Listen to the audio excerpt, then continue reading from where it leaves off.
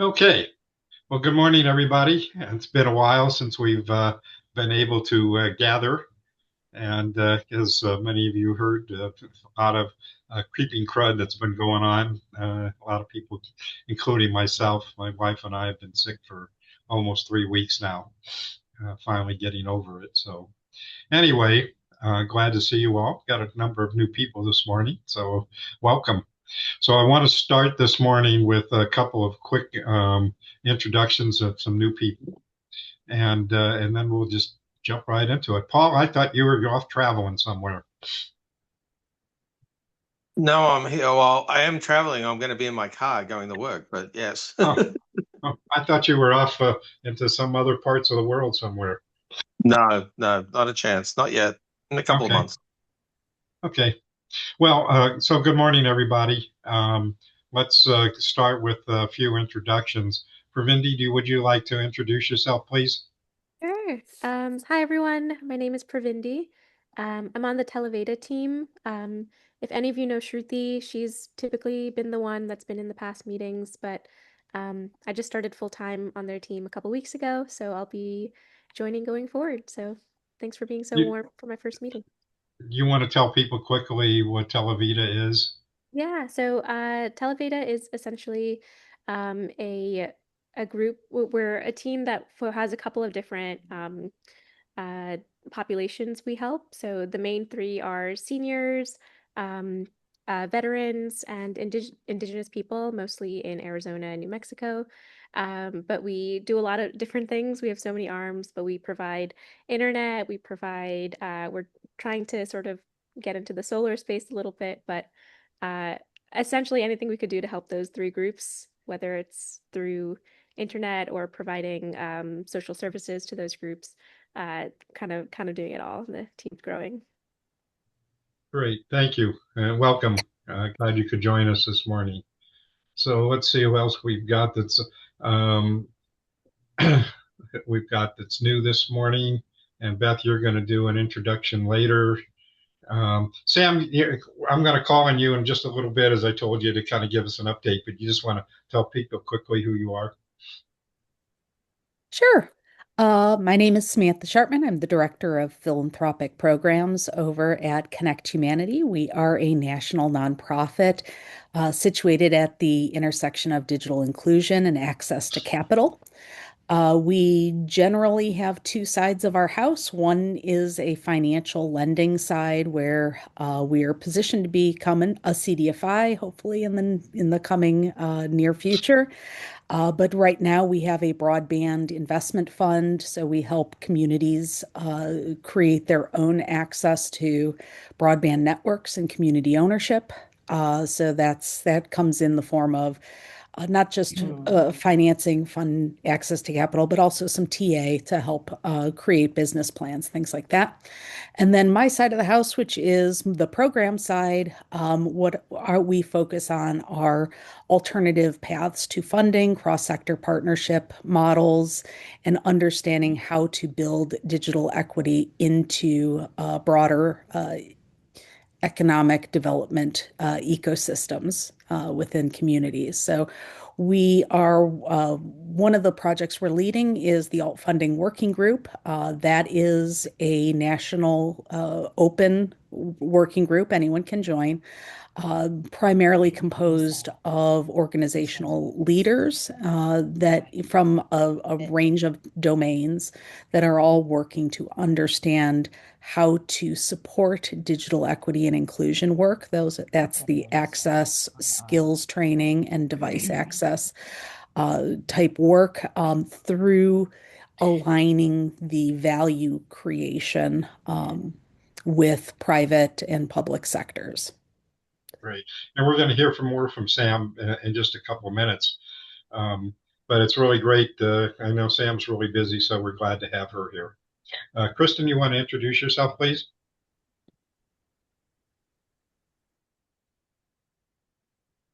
Kristen, are you there?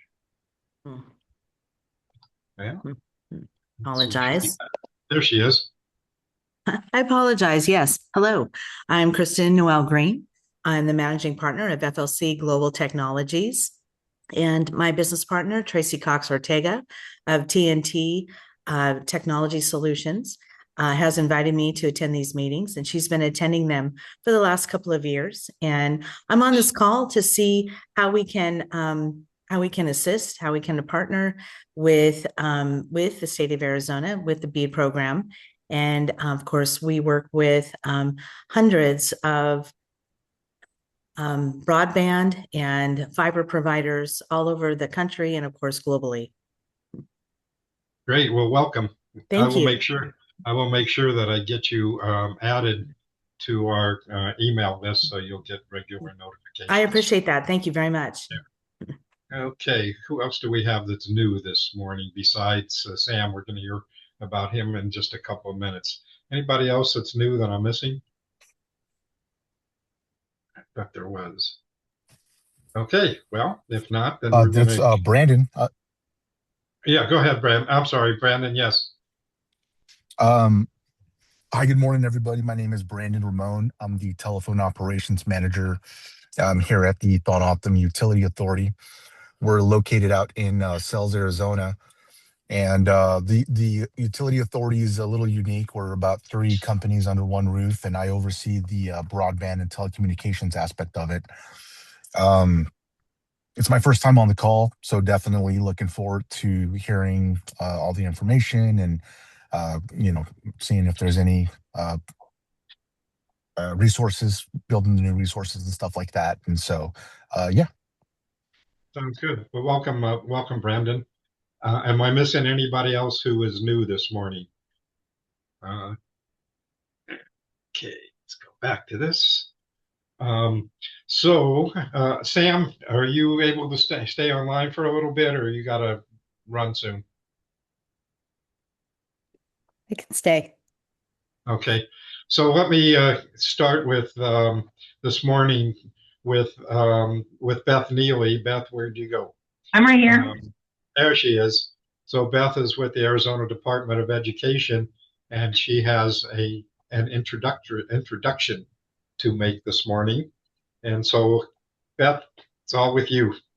All right. Hi, everybody. I'm glad to actually be able to make it to this meeting today. I'm pretty busy, as Steve was alluding to.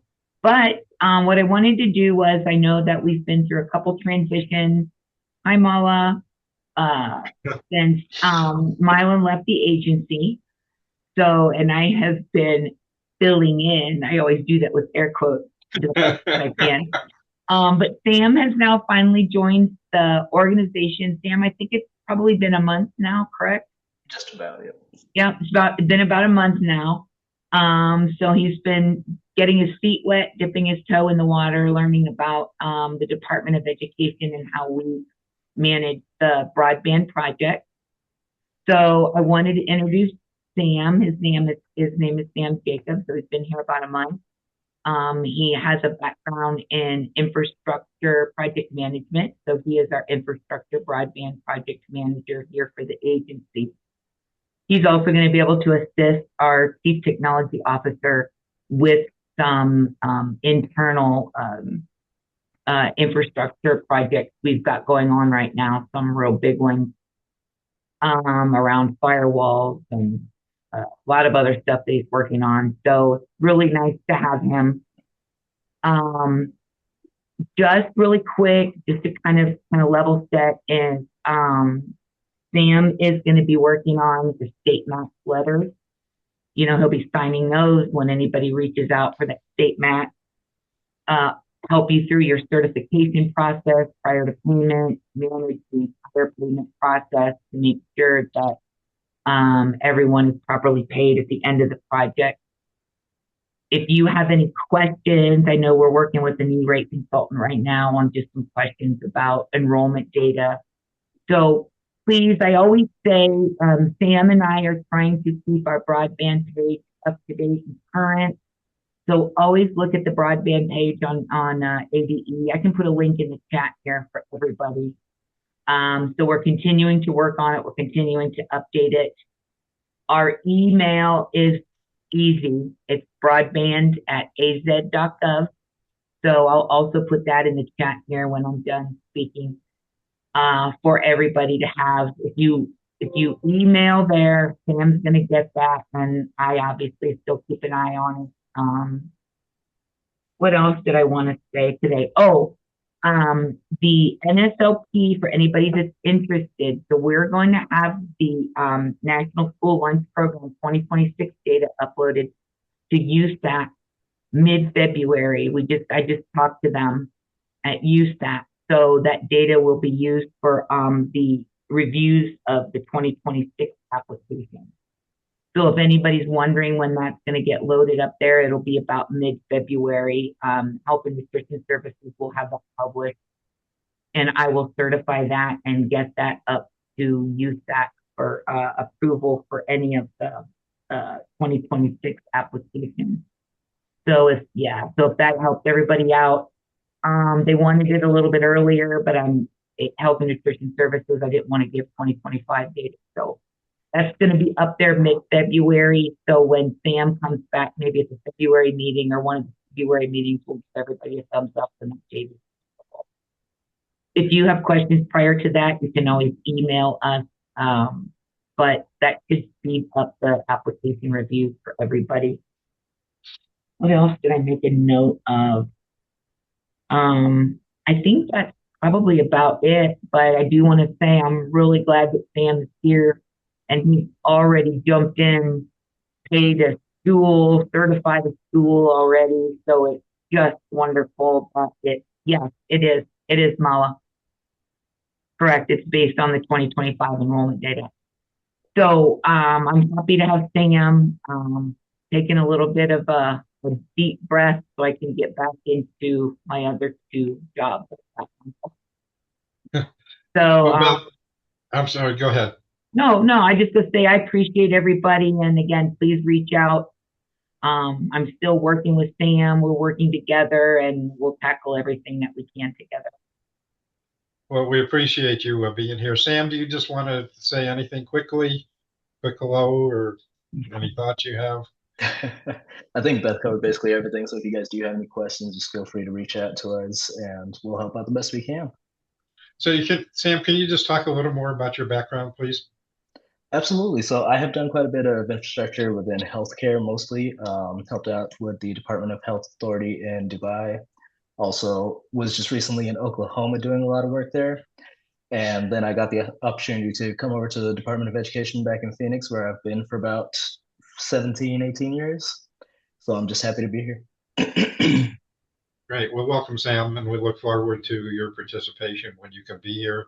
And Beth, I'm sure you're really glad to have a little bit of help finally. Yes, I am. Yes, I am. And I'm putting the links to our email address and the link to our webpage on here right now. Great.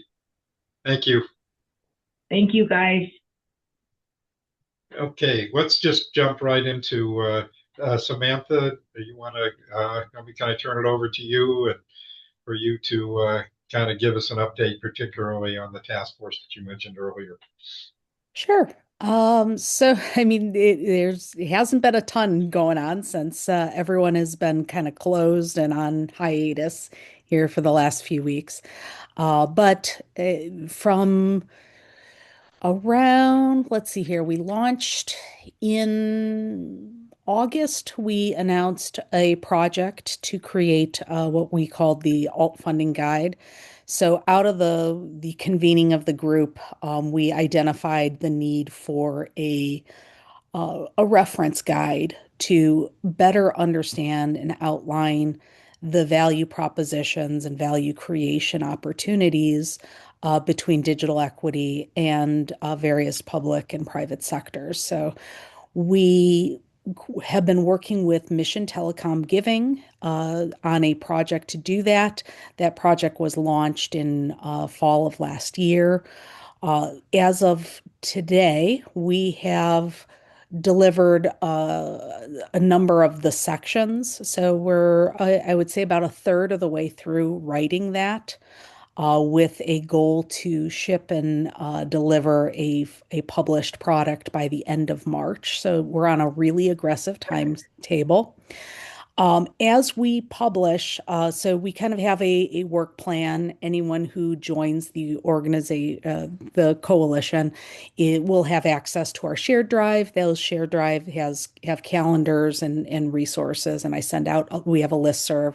I send out information about this. But as we release chapter sections, we have open comment periods along the way. These are opportunities for our community to read what our authors are writing, give feedback, ask questions, help to direct and inform the further writing and editing of those sections. We have the sections that we have are housing, we have healthcare, education, workforce, local government, and telecommunications. So the premise is in what way does digital equity organizations and programs create measurable economic value that is critical to the goals of those sectors? And how can you inform your program design and or partnership strategy to better align with those in order to make the case for co-investment? So the idea here is that digital inclusion funding is fading. We've seen quite a large rescission of funding at the federal level this past year. And it is causing quite a bit disruption in the field. We are losing people, we are losing organizations. And so we're trying to create a pathway for people to really reframe and rethink how they approach funding, to not be fully dependent on philanthropic grants, which are cycle dependent, obviously subject to stops and starts, and to think more sustainably about local and ecosystem partnerships that can co-invest in a shared future. So that's kind of what we're working on. We're hoping to provide a 101 level insight into various sector opportunities and hoping to grow from there. There's many places for where you all can plug in if this is a topic that you're interested in, both just from joining the conversation, providing feedback on the guide, or even sharing your experience and things that have worked and elevating models that we can then celebrate on a national platform. So let us know if you're doing things that you think others could learn from. We love to hear stories, and yeah, hoping to make sure that we preserve as much of the good work in this field as we can. Right. So a couple of quick things. I have put in my newsletter the links to the information about that group. And unfortunately, Sam, it always seems like there's some kind of conflict and I haven't been able to participate, but you're doing really good work. And I want to pick up on what you really have started to elaborate on is the issue of value propositions. And I think that's a really important, and hearing more and more people talking about the issue of value propositions and not really just talking about digital equity, but how does the sectors like healthcare and economic development and all benefit from digital inclusion? Can you talk a little more about that? Because I think that's a really important concept. Sure.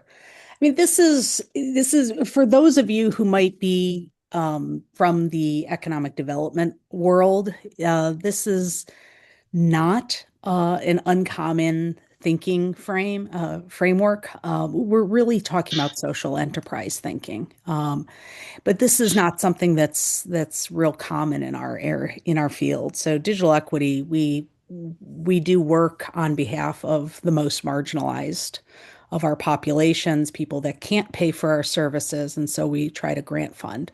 The problem is that they're not the only ones that are benefiting, right? A whole wide range of stakeholders within our communities benefit when our local population is digitally skilled and literate and using various tools. Healthcare is able to avoid emergency room costs.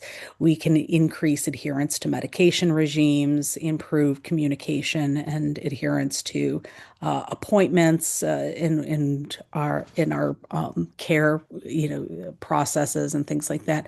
There's a number of values that translate to fiscal bottom line savings for the field. In healthcare, this can be said of housing. When people are connected, they are better at making their mortgage payments. They are good. They're more positioned to have just-in-time notifications about, risks to their homeowner situation, whether that's, past due payments or whatever it might be emergency services. People are better responsive in those ways.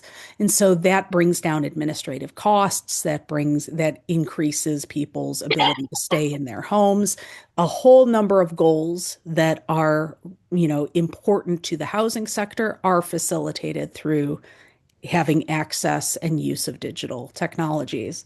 You can say this of telecommunications. We're building all kinds of broadband networks. The fact that we would be building more of them, considering the disruption of BEAD in the last year, all of that aside, we are still building.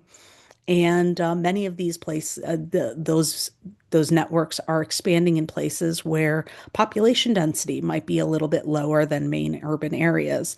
And therefore, take rate is really, really critical to the ability to maintain and continue those services. That means outreach. That means people need to be able to use these networks. They have to have skills. They need to find relevance. So again, digital skills, literacy, and adoption are critical and imperative to the ability for ISPs to continue to manage their and can further expand their networks. These kind of arguments can be made in every sector. The idea here is that our field, the digital inclusion field or the broadband field, needs to get better at understanding how we fit and how we provide value to these different sectors and start talking their language, right? And talking to them not just as, hey, we're doing something important. It has all these social benefits, which it does. Those things are important, not trying to like undervalue or sidestep those. But they also have fiscal business value for a number of sector stakeholders. And sometimes those decisions to invest and support comes from a self-interest in preserving or expanding my own business interests. And so I'd like our field to get a little bit more savvy at how we make those arguments, how we are able to measure our progress, measure our success at delivering on those things, and also, build small partnerships. Not to say that there is not a role for philanthropy. I think in many ways, the ethos of the alt funding group is that philanthropy is going to be critical to help seed models like this, to be like the first money in to do this, but that hopefully once the machine is started, it is self-sustaining through co-investment across sectors. So those are our hopes, those are our aspirations. We've seen a few limited glimpses where it has worked. And so really trying to drive our awareness of anything along those lines that is out there in the field and build on that and try to expand our understanding. Sam, is there anybody in the country? I think I asked one of the meetings when you weren't there about is there anybody, any states or communities who have done a good job in this space at this point, or is it still kind It of? is very nascent. No, not at a broad level. The one thing that I've seen recently is New York. The state of New York released a grant opportunity at the end of last year for innovative business propositions to support broadband. So this is almost a direct alignment and acknowledgement of the work that we're doing, which is basically a call for projects that would align social and financial benefit through technology expansion. So this is the first time I've actually seen kind of a broad scale state-driven initiative that is trying to elicit this kind of thinking. It's still pretty broad. They leave a lot open to interpretation to see what they get back, but certainly we're seeing it as a movement along this way of thinking and trying to, move in the same direction we are. So, Sam, and you really have touched upon this in several different ways already, but I think, again, going back to the value proposition thing, that when you were talking to healthcare or workforce development or whatever, we may not be wanting to talk about, we don't want to necessarily talk about digital equity, but to get to talk about what we bring to be able to help that sector to do the work of this, to help with the populations that they serve. Correct. I'm sorry, was that a question or an agreement? I guess it was. I guess it was more a statement, but Yeah, agreed. Okay. Any questions? Questions, comments? I think the work that they're doing is really important, and it's something that ideally that Arizona would start to look at is what do we need to do here in Arizona to begin to look at how do we implement this, and it's going to be certainly be helpful when their report is done and they come up with their suggestions and recommendations and sectors to be able to hopefully provide some kind of a blueprint. For me, the question has been, so who takes the lead on that to make something like that happen in the state of Arizona? Is that the governor's office, the broadband office, someplace else? Don't know where that is at this point in time. But anyway, Sam, thank you for being here this morning. You're obviously welcome to stay online if you'd like to, but we really appreciate you being here today. I dropped my email in the chat if anybody's interested in learning more about the working group. Feel free to drop me a line. Always happy to add more voices to the conversation. Thanks for the time. So, Sam, I can't remember if you mentioned that you're a partnership with NDIA. So I've long been a friend and ally with NDIA. NDIA is one of our chapter leads. So we have 8 sector experts that are working alongside of us. NDIA is leading our local government chapter. So they are working kind of along their trailblazers list and partners to understand and bring the insight that they have through their partnerships with local governments into the chapter and making recommendations. But they are like they're a contributor on this project. However, I know Angela's been a longtime friend. She's very, very focused on sustainability in her own way as well. Right. Good. Again, thanks, Sam. Appreciate you being here today. My pleasure. Sure. Steve? I'm Steve? sorry, somebody. Yeah, go ahead. Yeah, this is Mala. Hi, Mala. Hi.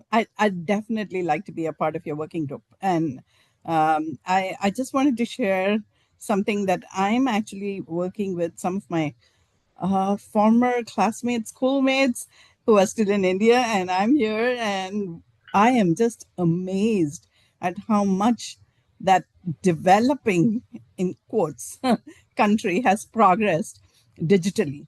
Yes. They understood the concept that you're talking about, value proposition, in helping parents, actually illiterate parents, giving them devices, helping them get on the internet, digitally connected to the internet devices. And they have been teaching them they've been teaching them literacy through these digital devices. And the measure is that when a woman in the house, when a mother in the house is digitally savvy, the rest of the house prospers in multiple ways. The children get to be digitally savvy. The parent gets their parents, that's the grandparents of the children, also involved in keeping themselves busy keeping Alzheimer's away in doing things, crossword, Sudoku, and all those kind of things on the internet that keeps them busy. It helps them get simple things like knitting patterns. They will get it, they will do it, and then go on eBay and sell it. Imagine that. And they don't use currency at all, hardly ever. It's all GPay and it's all through the internet, and they're so savvy. They picked it up so fast that I understand what you're saying through these value propositions. It's invest in the mother, invest in they will in turn raise the whole community with them. Yeah. Yeah. The challenging part of the work that we do is that and I hear it in what you're saying, which is entirely, I mean, spot on, right? Is teasing apart the social value from the fiscal value and foregrounding the fiscal business proposition, which is difficult.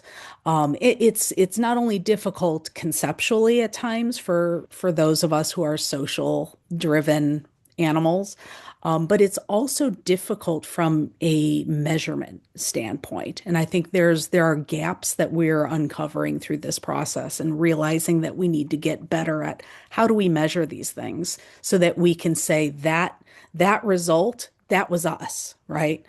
And not something else. And so, like when you say you invest in the mother and you get all this holistic impact, well, what is the impact? How does that actually influence someone's bottom line? And how do you isolate and measure that in a way that is consistent and replicable? And I'm not saying this as a criticism to what you've just said, Mala, because all of that was correct. And these are literally the questions we're grappling with in the working group, where I think a lot of work needs to be done by us and by others to understand how we get better at it. Because that's the hard part, is like, how do we turn that into okay, hospital, you're saving $300 by, Susan being online. How do you then say, then you should be giving us $150 of that $300 savings in order to sustain this work so that we can continue providing that value for you? So I think we're trying to build on what you're describing, Mala, and take it to a place where we can actually turn that into a transactional partnership that helps to sustain the work. Absolutely. I love the idea, and I think we can work together on it. It I would would be love fun. to. Yeah, Yes. drop me an email or put your email in the chat and I'll pick it up. My email is in the chat somewhere up if you scroll, but I'll put it down again. Oh, No I'm worries. sorry. Let me look for it then. Thank you. It's right up on the top somewhere. But I'll put it again if you'd like. Thank you. Oh, I see it. Okay. Okay, Yeah, Mala, so good. yeah. I'm sorry, And go I'll ahead. put you in touch with the LinkedIn groups that are working on these, what we call NGOs, the non-governmental organizations, because again, philanthropy is not so easy in India, especially. And many of these organizations use that value proposition and use that translating it into fiscal to sustain themselves. So let's you guys work might on be more advancing. advanced. Yeah, I am so excited. Yeah, that's true. They are more advanced, much more than I ever dreamed that they would be.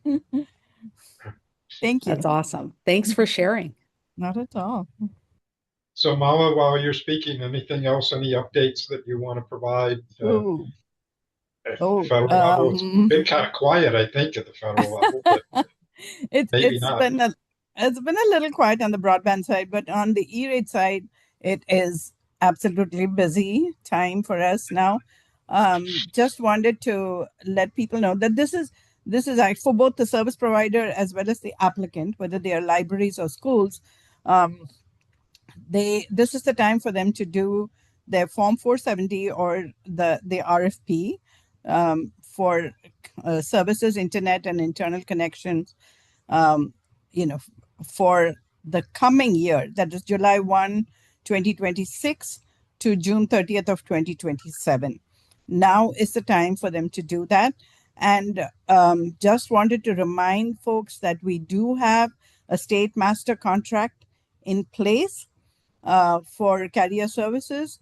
We made that available in 2024. So it's valid from 2025 to 2030, June 30th of 2030. So anyone willing to buy off of that contract, they could.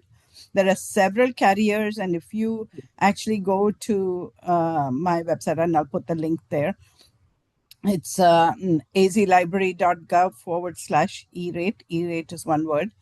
And there I have actually put all of the carrier service contracts up on that site for anyone who wants to use it. There are also all of the other nitty-gritties that you would need for the application, like the contract numbers, the start and end date of the contract, and the SPIN numbers, which the service provider identification numbers, which E-rate will require if you're choosing a particular vendor from the state master contract. I've also created a spreadsheet by county of which carriers serve which county. So it's easy to use. So like, for example, if you happen to be in Apache County, then it details who are the service providers who will provide service in your area. And according to the E-rate process, you can select one of them, but you don't select just random anyone. You do what is called a mini bid process. You write to each one of them and the same letter asking exactly the same thing, and have them send you what their pricing is, and use that in a bid matrix to select a vendor. Sounds complicated. I can help you through the process. That's what I do for a living. And I'm happy to help anyone through the E-rate application process. The filing window opens January 21st, and it closes on April 1st. So there's about 70 days to submit your Form 471, which is the application form. Applications have to be submitted within that deadline to be considered for the following year, that is July 1, 2026 to June 30th of 2027. Remember that if you are doing an RFP, you have to wait 28 days. Even if you have only one service provider in your area, you cannot sign a contract within the 28 days. So the 28-day mandatory wait period is very strictly adhered to by USAC. So that's very, very important. Don't lose out because you did your application. You filed your application a few days before that 28-day wait period. Okay. Again, as I said, I'm happy to help you through all the process, but USAC also has a number of webinars that they have on their website, and I'll put that link also. So as soon as I'm done talking, I'll put that link on the in the chat, so you get access to all of USAC's webinars, and they are very they're short webinars, and so you can just pick the one that you are interested in. If you're doing an RFP, pick the RFP one. If you're doing the billing for last year, pick the billing one. So you can pick the right webinar and work with, study it and work with your applications on it. Okay. Any questions on E-rate? I'm happy to answer. You don't have to ask me now. We can always take it offline and work on it. Back to Any you. questions? So Mala, I don't think, unless I've missed it, which is possible in the last 3 weeks, but I don't know that there's been any progress or anything happening on the USF side at this point. No, nothing has happened. I think everyone's too busy with everything else that Yep. this has taken a back seat, and it will continue as it is now. And of course, the contribution factor from the service providers is just it's going up higher and higher. I think the last I saw it was 36% uh, of their earnings go towards the USF fund for E-rate and other services. The Okay. 4 universal services that are funded through USAC. Okay. And I didn't introduce myself. I'm Shame Mala on you, Mala. I'm Mala Muralidharan. I'm the state E-rate coordinator for public libraries, and I've been working on E-rate as well as telehealth projects for the state library. Great. Okay. Thanks, Mala. Mhm. So any questions for Mala before we move on? So Mark, I see you're online. I thought Randy was going to be here today, but it looks like he didn't make it. Any quick updates on the feds? And then you also put an announcement about the presentation that you did a couple weeks ago. And anything else that you want to share? Sure. Mark Goldstein, International Research Center and Chair of the Arizona Telecom and Information Council. Happy New Year. Yeah, a couple of things. I did for ATIC board member Jerry Crow do a big deep dive on AI and Internet of Things as relate to smart cities and smart places in December before the holidays. And I have that up on SlideShare with other public presentations, but also posted in the chat. For convenience, you can only download that while your Zoom session is active. It doesn't become part of the chat if you choose to download the chat itself. And then Steve has been announcing in his newsletter since early December, or maybe late November, that the Arizona Tech Council has their public policy guide out. That's about, I think, a 96-page extensive state and federal public policy guide. Broadband percolates through 4 different sections of it and then stands alone as a detailed federal section that I anchor the authoring of. Some of you help and participate in that process, which happens in the July-August timeframe every year.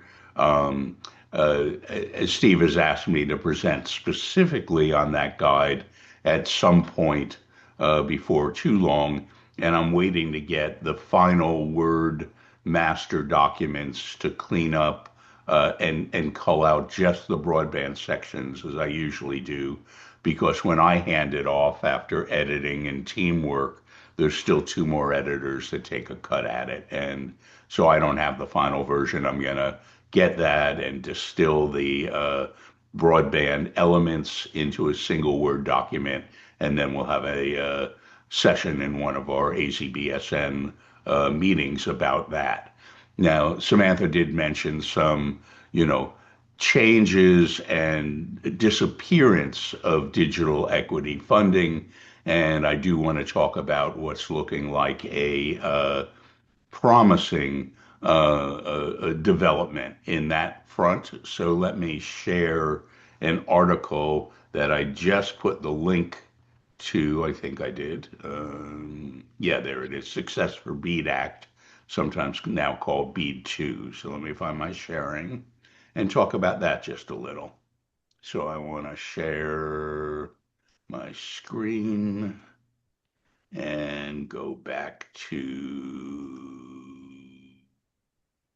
uh, here and get to that.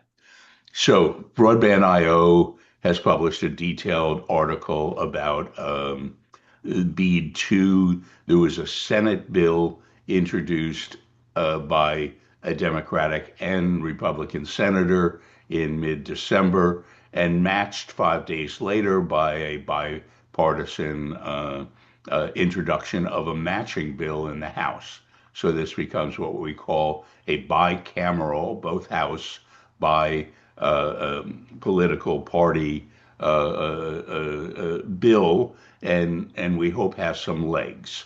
It would require that basically NTIA allow the states to spend their non-deployment funding, and defines a variety of uses that I believe exceed the original definitions that were primarily digital equity and digital inclusion uses, but does allow for them as well.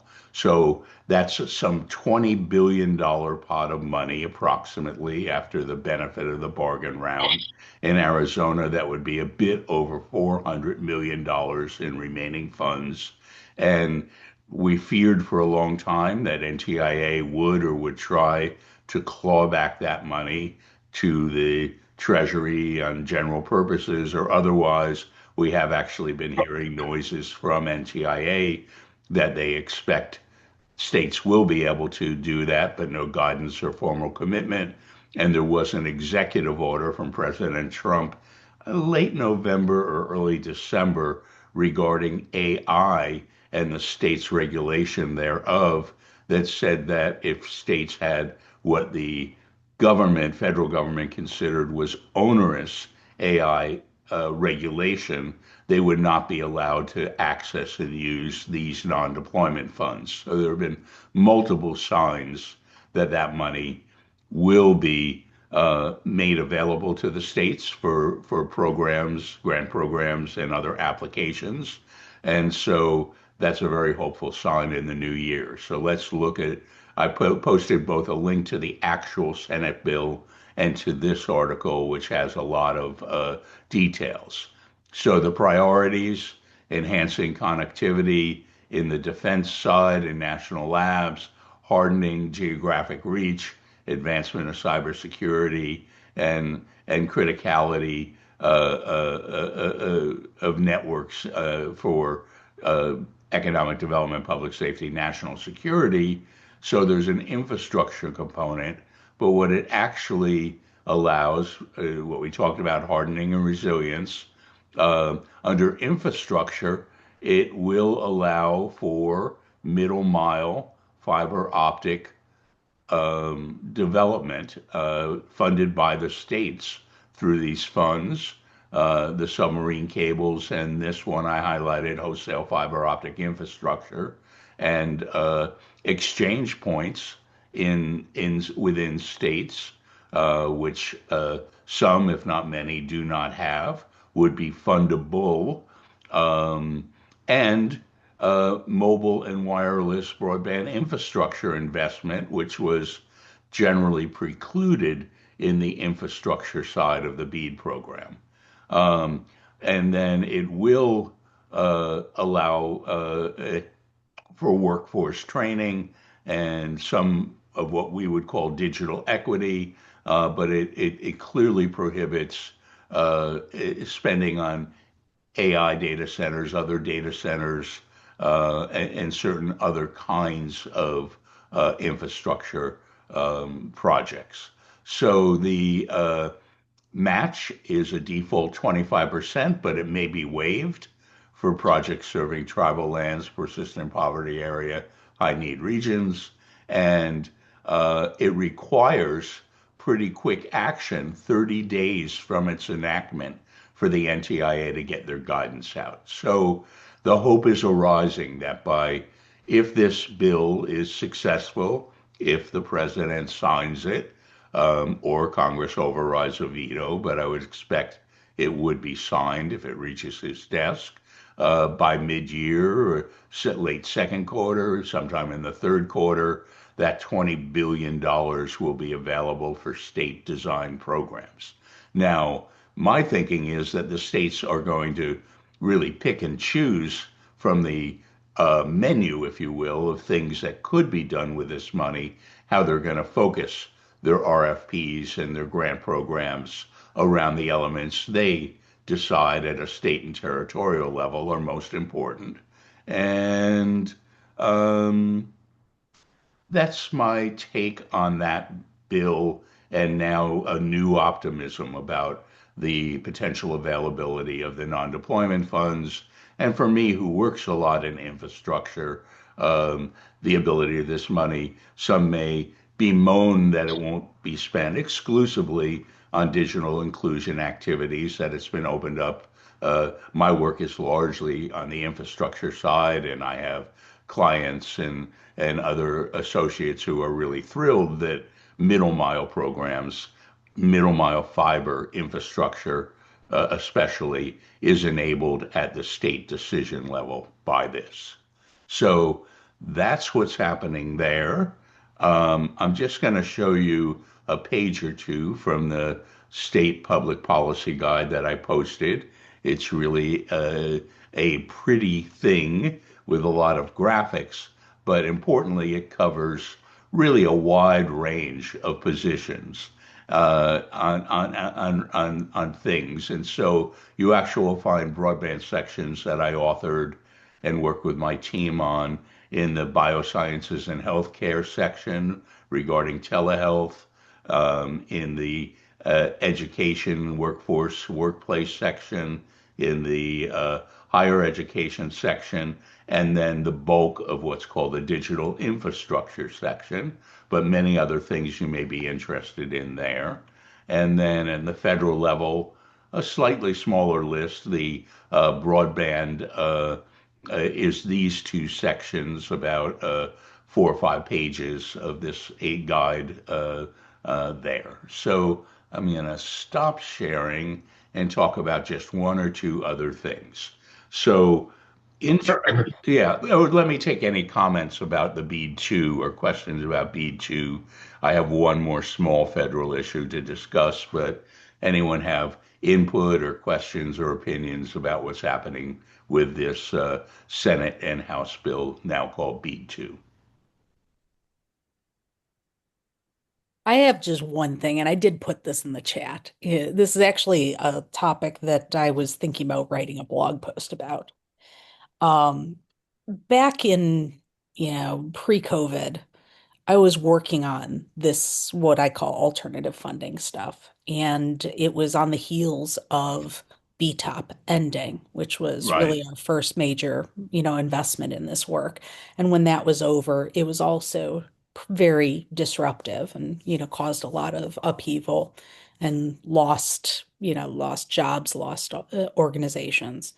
And so we started this work, and as soon as we got to the point where we started having interest, funded programs, things like that, COVID happened and it redirected the attention to easy, fast money because we had, capital project funds funding, we had the ARPA dollars, we had all of this funding, and it was no longer important or top of mind or a big right. priority to focus on doing the more systemic work to sustain long term this field level effort to to bring more people online in meaningful ways.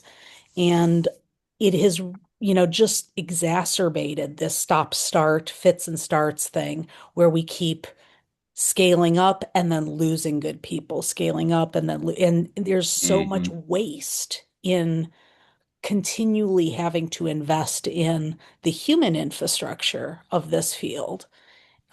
So I say that only to say, like, if this happens, I will be the first one to pull out my pom-poms and like cheer. However, I would really hate to see that happen again, where we leave behind focus on the near-term funding and find ourselves for a third time not Right. having done the more systemic work of sustaining the work long term. And not having the continuity to keep Right. things moving forward, which Steve Peters has talked about for a long time. Yeah. Absolutely. Thank you. So one other federal thing is that the GAO, the General Accounting Office, has issued an opinion that NTIA's change in the bead program rules in June was illegal, that those changes, rule changes, required congressional approval, which was not sought or received. And so that puts a bit of a bugaboo out there about all the bead work that's been done since June. My sincere hope and guess is that it won't somehow impact what's already been a long, lengthy, and delayed process. But I did want you to know that that is out there waiting some action or inaction.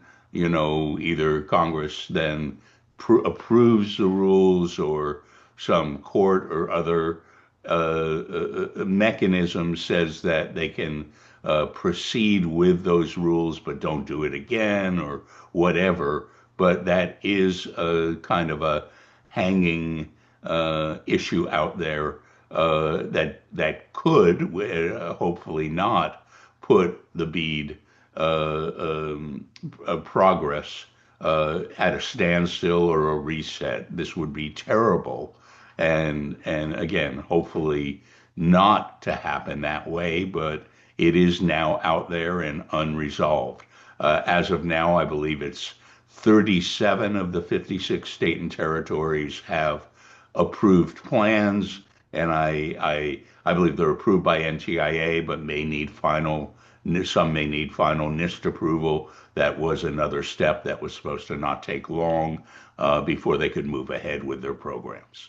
So that's out there. And then finally, for me, ATIC, Arizona Telecom and Information Council, will have our first board meeting of the year next Wednesday from noon to 2. As always, all are welcome, and love to see you there for a bit more of a policy, discussion. We discuss policy here, but for there, that's the focus and potential action for the year ahead. Thank you. Any final questions or comments? Yeah, Mark, I was just going to ask you, I didn't quite catch that. You said there was a challenge to the NTIA rules. Who made that? Yeah, the GAO, the General Accounting Office, has determined that the NTIA rule changes in June are illegal, is the term that's being used, and needed congressional approval. How that plays out is very unsure to me. I haven't seen much about that in the press. Okay, so it's actually coming from the federal government itself. Yes, it's within the federal government, General Accounting Office, who has the authority to not stop the program, but to declare such things as illegal for, I don't know, Justice Department or Congress to deal with. Okay. And I did see, and I don't know if anyone else did, I saw a headline, though I haven't yet dug in on it, that the state of New Mexico was planning a subsidy program like an ACP starting in 2027. Mala, I don't know if you saw that anywhere, but Yes, I did. I did see that, and I think it came out yesterday, along with they have created New Mexico's created a broadband infrastructure plan, and I'll try to dig it out and put a link. But I also yesterday in one of the I saw it on Broadband Breakfast. Okay, that Roth mentioned that they have already approved 42 states and territories for the build out for. Oh, that's right. There were another 5 dropped in her talk. Right. Yes, right. You're right. I believe you're correct that it is now 42 of 56. That's right. That's right. Thank you. No, not at all. And I did drop a link in the chat on something that I don't know if we talked about it because of Thanksgiving and the holidays and stuff like that. This happened right before Thanksgiving. That Katie Hobbs actually put out, on their website, the Arizona Permit Finder. This is Right. this is a really great tool, especially for bead build out, because it's very powerful in that it shows where we already have permits, the permitting process, and it actually streamlines that infrastructure permitting Hmm. process itself. And that would actually accelerate the deployment and to Right. the underserved rural areas, because permitting process here has been almost like 300 days sometimes or more. So this is a great tool. If any of our service providers haven't used it, or if Commerce Authority wants to take a look at it, it is on the on Katie Hobbs's website. Let me see if I can pull that. You're absolutely right. It is the first such tool and a best-in-class one in the nation introduced by Commerce, and all kudos to them.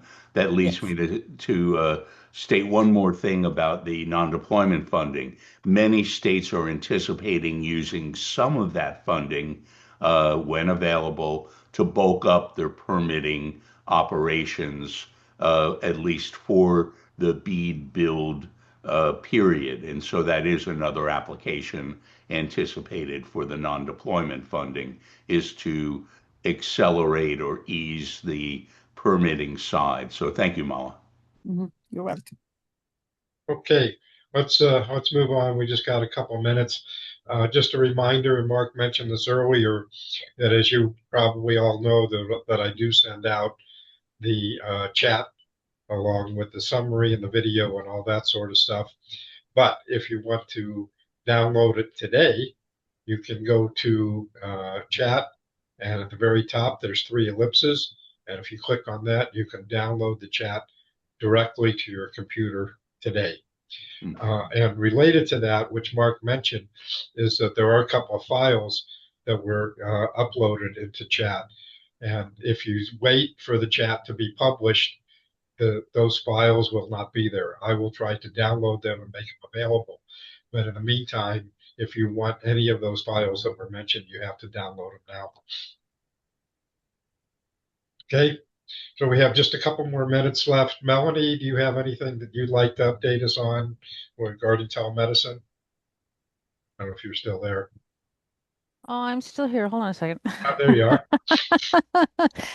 Hi. No, it's just 2026 is off and running Good. like there's no tomorrow. So we're excited about different projects we're working on, and as soon as we get some more confirmation, we do have our council meeting coming up this January in a couple of weeks, 2 weeks from yesterday. So by all means, please register for that. And we've got a lot of great presenters talking within the banner and within the University of Arizona who are dealing with telehealth and some of the new technologies out there. So we're really excited about that.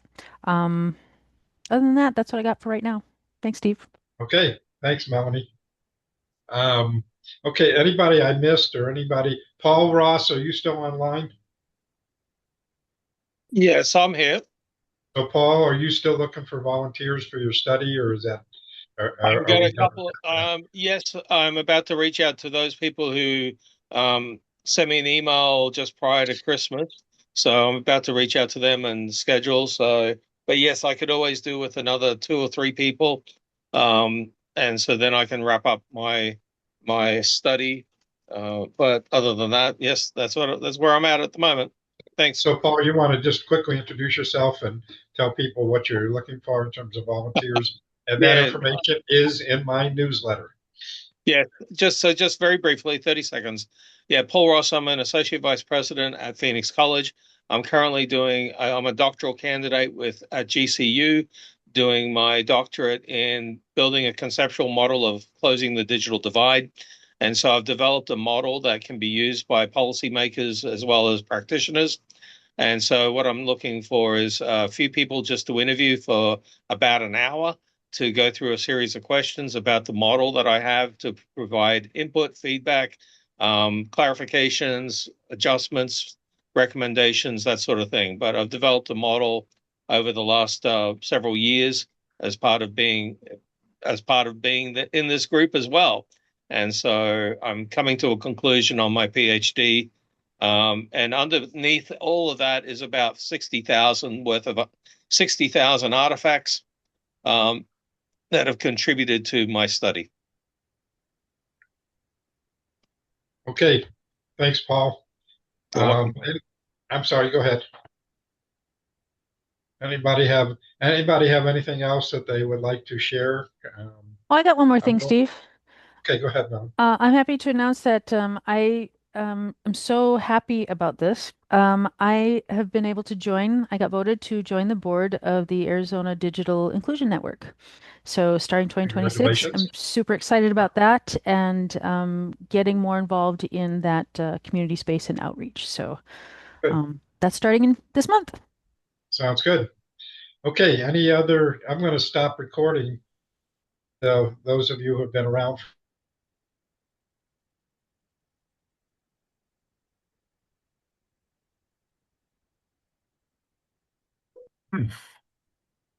He froze. Yeah, it looks like Steve froze there. Oh no. Okay. Unless he reconnects real quick. Sometimes those freezing moments are just classic. Especially when you get the expression that freezes, it's like, or if you're taking a drink or eating something. Yes, that's yeah, another reason why exactly. never to eat on camera. All right, so ADN is the Arizona Digital Inclusion Network. And so yes, that thank you, Erin. Yeah, the next meeting is on January 15th, and Cindy is our leader with that group. Thanks, Erin. I believe there's folks can join as well. Erin, do you have the link of how to join the AZDN network meetings? Yeah, let me grab that. Hold on a second. Thanks, Erin. Yeah, please, by all means. I mean, this task force group, of course, has been one that I've enjoyed joining. And I get to work with Janet Major, who retired from Arizona Telemedicine Program, and she's also involved with the Arizona Digital Inclusion Network. So it's going to be really exciting for me to be able to work with Janet again. She was a mentor when I started at the Arizona Telemedicine Program, and she taught me a lot on how to be on camera, which is not my comfort zone. So, anyways, super excited about that. Oh, great. Thank you, Erin. Yeah, so there's the open agenda. Please, if you're interested, join us over on that as well. Thank you, Erin. And that's 12 to 1. The next one is the 15th, and it's bi-weekly. So every other week over our lunch hours. And actually, if you haven't come yet, and Melanie, sorry to No, please. your thunder. If you haven't come yet, just a little bit of a plug for this meeting specifically next week. We are going to be doing some work